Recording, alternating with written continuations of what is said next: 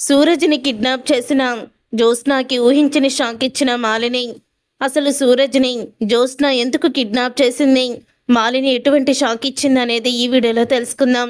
Video నచ్చితే తప్పకుండా like చేయండి, చివరి వరకు స్కిప్ చేయకుండా చూసేయండి. జ్యోత్స్న గురించి చాలా గొప్పగా సూరజ్ చెప్పడంతో అందరి దృష్టి సూరజ్ మీద పడుతుంది. అప్పుడే ఇక శివనారాయణ దశరథ సుమిత్రలను పిలిచి ఇలా అడుగుతూ ఉంటాడు. నేను సూరజ్ని జ్యోత్స్నాకిచ్చి పెళ్లి చేయాలని అనుకుంటున్నాను, మీ అభిప్రాయం ఏంటని అడుగుతారు. అప్పుడు ఇక దశరథ సుమిత్ర ఇద్దరు ఒకరినొకరు చూసుకొని, మీరు ఏ నిర్ణయం తీసుకున్నా మన కుటుంబం మంచికే కదా మావయ్య గారు, మీకు ఇష్టమైతే మాకు ఇష్టమే అని అంటూ ఉంటే, నేను సూరజ్లో ఒకటి గమనించాను, జ్యోత్స్న అంటే తను ఇష్టపడుతున్నాడు, జ్యోత్స్నాను ఇష్టపడుతున్నాడు కాబట్టి తనలో ఉన్న లోపాలను కూడా తను మార్చుకోగల ఇదిగా మాట్లాడాడు. తనలో ఉన్న లోపాలు అవి లోపాలుగా కాదు అని తను గుర్తించగలిగాడు. జ్యోత్స్నాని బాగా అర్థం చేసుకున్నట్టే నాకు అనిపించిందమ్మా, అందుకనే నా మనసులో ఈ విషయం వచ్చింది అని అంటూ ఉంటే, అప్పుడే ఇక ఆ మాట విని అంటూ ఉంటుంది సుమిత్ర, మీరు చెప్పింది కూడా నిజమే మావయ్య గారు, జ్యోత్స్న గురించి మేం కూడా అంతలాగా ఎప్పుడూ అర్థం చేసుకోలేదు, కానీ సూరజ్ మాత్రం జ్యోత్స్న గురించి చాలా బాగా మాట్లాడాడు అని చెప్తూ ఉంటుంది సుమిత్ర. చూడు సుమిత్ర, దశరథ మాల్ని ఎప్పుడెప్పుడు మన ఇంట్లోకి చొరబడదామా, మనల్ని అగౌరవపరుద్దామా, మన జీవితాల్ని నాశనం చేయాలని చూస్తున్నారు. వాళ్ళది మొత్తం కూడా అర్థమైపోయింది. కావాలనే వాళ్ళు చొరవ తీసుకొని ఇంట్లోకి అడుగు పెడుతున్నారు. వాళ్ళ గురించి కూడా మనం బాగా ఆలోచించాలి అని శివనారాయణ చెప్తాడు. అదే మాకు అర్థం కావడం లేదు మావయ్య గారు, ముందు సూరజ్తో అసలు జ్యోత్స్నాకి పెళ్ళి ఇష్టమో లేదో కనుక్కోండి అని చెప్తూ ఉంటే, ఖచ్చితంగా జ్యోత్స్న కాదనే చెప్తుంది అని అంటూ ఉంటాడు శివనారాయణ. కార్తీక్ని మనసులో పెట్టుకొని కార్తీక్ తప్ప ఇంకెవరూ కూడా నాకు భర్త కాదు అని అనుకుని జ్యోత్స్న ఖచ్చితంగా ఈ పెళ్ళికి తను ఒప్పుకోదు అని అంటూ ఉంటాడు శివనారాయణ. అప్పుడే దశరథ మరేం చేద్దాము అని అడుగుతూ ఉంటే, అప్పుడే ఇక జ్యోత్స్నాని పిలుద్దాము అడుగుదాము అని చెప్తూ ఉంటాడు. కానీ జ్యోత్స్న అభిప్రాయం అనేది ఖచ్చితంగా తను చేసుకుంటానని మాత్రం చెప్పదు. సూరజ్ అంటేనే అసలే కోపం ఎక్కువ, తను అన్ని నిజాలే మాట్లాడి ముక్కుసూటి మనిషి అని జ్యోత్స్న సూరజ్ని ఎప్పుడు దూరం పెడుతూ ఉంటుంది. అలాంటి వాణ్ణి నేను చేసుకుంటానా అని మనం ముఖం మీదే చెప్పేయగలదు. అందుకని నిన్న పెళ్లి చూపులు ఏర్పాటు చేస్తే తప్పని పరిస్థితిగా తను ఎలాగైతే పెళ్లి చూపులో కూర్చుందో అలాగే ఈరోజు మనం ఒక నిర్ణయానికి వద్దాము. పంతులు గారి దగ్గరికి వెళ్ళి ఏ మంచి రోజులో నిశ్చితార్థం చేయించొచ్చో అడుగు, అప్పుడు నిశ్చితార్థం చేయించి పెళ్లి ముహూర్తాలు కూడా పెట్టేద్దాము అని శివనారాయణ దశరథతో చెప్తాడు. అలాగే నాన్న, ఈ ఐడియా బాగుంది అని చెప్తూ ఉంటాడు. అప్పుడే ఇక దశరథ అలా చెప్పి పంతులు గారికి ఫోన్ చేసిన తర్వాత రేపే నిశ్చితార్థమని కార్తీక్ దీపలతో చెప్పాలి అని వాళ్ళకైతే ఫోన్ చేస్తాడు. రేపే జ్యోత్స్న నిశ్చితార్థం, ముహూర్తం కూడా పెట్టేశాము అని చెప్పడంతో, ఇంతకీ ఈ పెళ్లి కొడుకు ఎవరు మావయ్య, ఏ విషయం కూడా మాతో చెప్పకుండా ముహూర్తం కూడా పెట్టించేశారే అని అడుగుతూ ఉంటాడు కార్తీక్. నీకే ఏంటి, జ్యోత్స్నకు కూడా ఈ విషయం తెలీదు అని చెప్తూ ఉంటే, అసలు ఏం జరుగుతుంది మావయ్య అక్కడ అని కార్తీక్ అడుగుతాడు. రేపు వస్తారు కదా, మీకే తెలుస్తుంది, జ్యోత్స్నకి కాబోయే భర్తని చూసి మీరే ఆశ్చర్యపోతారు అని అంటూ ఉంటాడు దశరథ.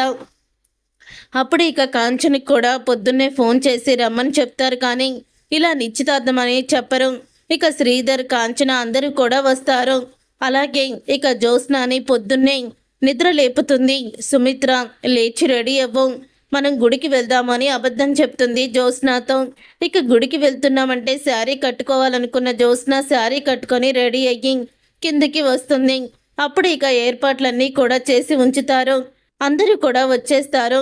అలా వచ్చిన తర్వాత అప్పుడే జ్యోత్స్న అది చూసి షాక్ అయిపోతూ ఉంటుంది.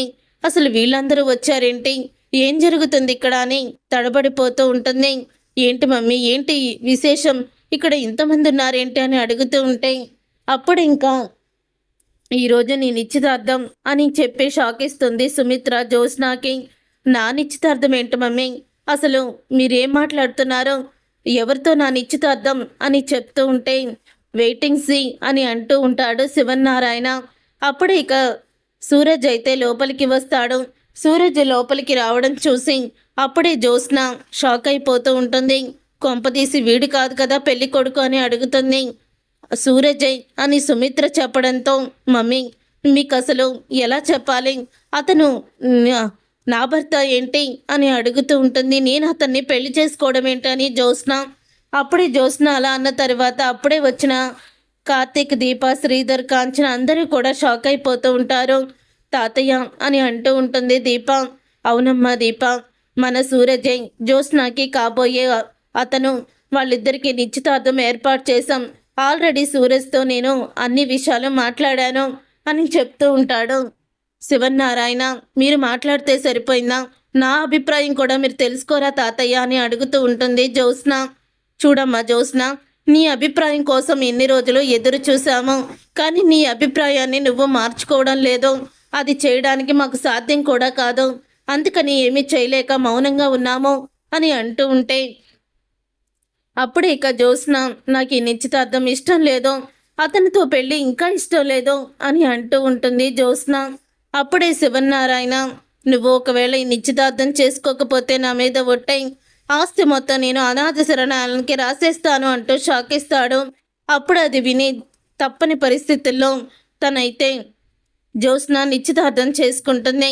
ఇక సూరజ్ జ్యోత్స్న చేతికి రింగ్ అయితే తొడుగుతాడు. పంతులు గారు వచ్చి మరో వారం రోజుల్లో పెళ్లి ముహూర్తం ఉందని, వీళ్ళ పేర్ల మీద ఎంతో బాగుందని చెప్పడంతో అదే ముహూర్తం ఖాయం చేయమని శివనారాయణ పంతులు గారితో చెప్తాడు. అది విని ఇంకా జ్యోత్స్న షాక్ అయిపోతూ ఉంటుంది. ఈ సూరజ్ గాడు నన్ను పెళ్లి చేసుకుంటాడా, వీడిని నేనెందుకు వదిలిపెడతాను అని కోపంతో రగిలిపోతూ ఉంటుంది జ్యోత్స్న. ఈ పెళ్లి ముహూర్తం పెట్టించినంత మాత్రాన పెళ్లి జరిగిపోతుందని వీళ్ళందరూ కూడా అనుకుంటున్నారు. ఆ పెళ్ళి అయితే జరగదు అని జ్యోత్స్న కోపంతో ఇక మనసులో అనుకుంటూ ఉంటుంది. ఒకరోజు ఇక జ్యోత్స్న రౌడీలకి ఫోన్ చేసి సూరజ్ని కిడ్నాప్ చేయమని చెప్తుంది. అప్పుడే ఇక ఆఫీస్కి వెళ్తున్నప్పుడు ఇక సూరజ్ని రౌడీలు అయితే కిడ్నాప్ చేస్తారు. సూరజ్ కిడ్నాప్ విషయం తెలుసుకొని శివనారాయణ ఇదంతా కూడా మాలిని, దక్షిణామూర్తిలే చేయించారు, మంచివాడితో నా మనవరాలు పెళ్ళవుతుందని, వాళ్ళు తీసుకొచ్చిన సంబంధం నేను ఒప్పుకోలేనని సూరజ్ని కిడ్నాప్ చేశారు అంటూ వాళ్ళ మీద పోలీస్ కేసు కూడా పెడతాడు. అప్పుడే ఇక పోలీసులు దక్షిణామూర్తి మాలిని ఇంటికైతే వెళ్తారు. మాకేం సంబంధం లేదు, మేమెందుకు కిడ్నాప్ చేశాం, మాకంత అవసరం లేదు అని మాలిని అనడంతో అప్పుడే శివనారాయణ వీళ్ళే కిడ్నాప్ చేశారు అని చెప్తాడు. అప్పుడే మాలిని, సూరజ్ ఎక్కడున్నా సరే మీ కళ్ళ ముందుకు తీసుకొచ్చి నేను నుంచోబెడతాను అని మాలిని అయితే శివనారాయణతో చెప్తుంది. ఒకవేళ 2 రోజుల్లో నేను సూరజ్ని తీసుకురాకపోతే అప్పుడు నన్ను అరెస్ట్ చేయించండి అని కూడా అంటుంది. దాంతో ఒప్పుకుంటాడు శివనారాయణ. తర్వాత ఇక జ్యోత్స్న కిడ్నాప్ అయిన సూరజ్ దగ్గరికి వెళ్తుంది. ఏంటి, నిశ్చితార్థం అయిపోయింది కదా, ఇక మన ఇద్దరికి పెళ్ళి అనుకొని తెగ ఫీల్ అయిపోయినట్టున్నావు నువ్వు, కానీ నిన్ను నేనెందుకు చేసుకుంటాను, అందుకే పెళ్లి టయానికి నిన్ను కిడ్నాప్ చేయించాను. ఈ కిడ్నాప్ అంతా కూడా మాలిని, దక్షిణామూర్తి చేయించారని మా ఇంట్లో వాళ్ళు అందరూ కూడా అనుకుంటున్నారు. నా మీద ఒక్కళ్ళకి కూడా అనుమానం రాలేదు అని జ్యోత్స్న అయితే అంటుంది. ఎగురు పడకు జ్యోత్స్న, కానీ నువ్వు అనుకున్నట్టు ఏది కూడా జరగదు. పెళ్లి టయానికి నేను నీ పక్కనే ఉంటాను కదా అని అంటూ ఉంటాడు. అప్పుడే ఇంకా సూరజ్ మాటలకి నవ్వుకుంటూ ఉంటుంది. ఇక్కడి నుంచి నువ్వు ఒక్క అడుగు కూడా బయటికి వెయ్యలేవు అని చెప్తుంది. అలా 2 రోజులు గడిచిన తర్వాత సూరజ్ని తీసుకొస్తానని ఆ మాలిని పెద్ద శపథం చేసింది. ఎలా తీసుకొస్తుందో నేను చూస్తాను. ఎందుకు తీసుకొస్తుంది తాతయ్య, తనే కదా కిడ్నాప్ చేసింది, తను కిడ్నాప్ చేసి తనే తీసుకొస్తుందా ఏంటి అని అంటూ ఉంటుంది జ్యోత్స్న. అప్పుడే ఇక సూరజ్ని తీసుకొని మాలిని అయితే వస్తుంది. సూరజ్ని తీసుకొని వస్తున్న మాలినిని చూసి జ్యోత్స్న షాక్ అయిపోతూ ఉంటుంది. ఇదేంటి, ఈ సూరజ్ మాలినికి దొరికాడా, అది ఎలా సాధ్యం, తను ఎలా కనిపెట్టింది అని షాక్ అయిపోతూ ఉంటుంది జ్యోత్స్న. చూసారుగా ఫ్రెండ్స్, రాబోయే కథలో ఖచ్చితంగా ఇలాగే జరగబోతుంది. మరి ఇలాగే జరగాలని మీరైతే కోరుకుంటున్నారా? అయితే వీడియోని తప్పకుండా లైక్ చేసి ఛానల్ని సబ్స్క్రైబ్ చేసుకొని పక్కనే ఉన్న గంట సింబల్పై ఆల్ అని క్లిక్ చేయండి.